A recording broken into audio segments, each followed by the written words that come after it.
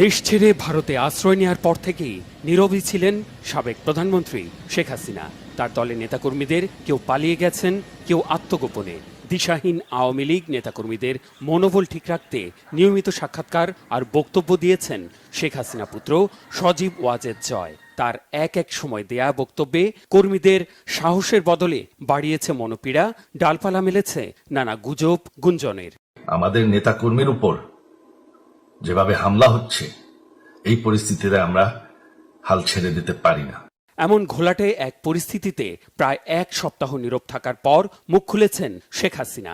ভারতের সংবাদ মাধ্যম দ্য প্রিন্টে তিনি ব্যাখ্যা করেছেন পদত্যাগের প্রেক্ষাপট। বলেছেন, যুক্তরাষ্ট্রের হাতে সেন্ট মার্টিন ও বঙ্গোপসাগর ছেড়ে দিলে ক্ষমতায় থাকতে পারতেন।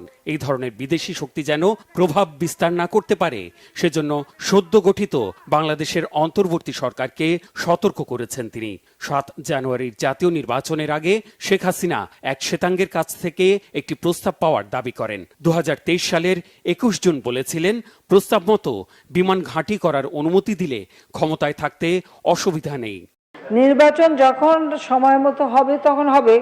পদত্যাগের কারণ ব্যাখ্যা করতে গিয়ে শেখ হাসিনা বলেছেন, ছাত্রদের প্রতিবাদ কর্মসূচিতে হামলায় লাশের মিছিল আর সহ্য করতে পারছিলেন না।